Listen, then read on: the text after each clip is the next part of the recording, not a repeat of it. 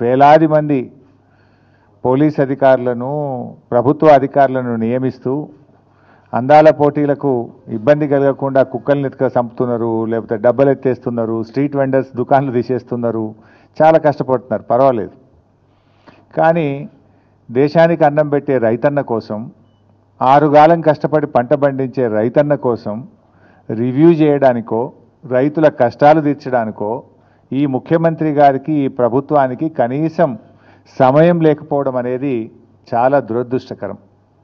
అంటే ఈ ప్రభుత్వం రైతుల పట్ల ఏ పాటి చిత్తశుద్ధి ఉందో ఈరోజు మనకు స్పష్టంగా అర్థమవుతా ఉంది.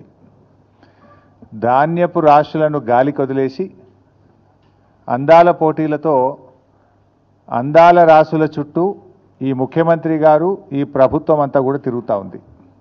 వేలాది మంది పోలీస్ అధికారులను ప్రభుత్వ అధికారులను నియమిస్తూ అందాల పోటీలకు ఇబ్బంది కలగకుండా కుక్కల్ని ఎత్తుక చంపుతున్నారు, లేకపోతే డబ్బలు ఎత్తేస్తున్నారు, స్ట్రీట్ వెండర్స్ దుకాన్లు తీసేస్తున్నారు, చాలా కష్టపడుతున్నారు, పర్వాలేదు.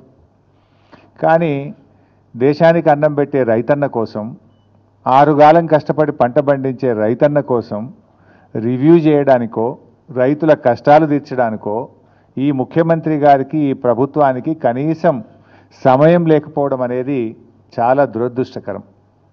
అంటే ఈ ప్రభుత్వం రైతుల పట్ల ఏ పాటి చిత్తశుద్ధి ఉందో ఈరోజు మనకు స్పష్టంగా అర్థమవుతా ఉంది. ధాన్యపు రాశులను గాలికి వదిలేసి అందాల పోటీలతో అందాల రాసుల చుట్టూ ఈ ముఖ్యమంత్రి గారు, ఈ ప్రభుత్వం అంతా కూడా తిరుగుతూ ఉంది.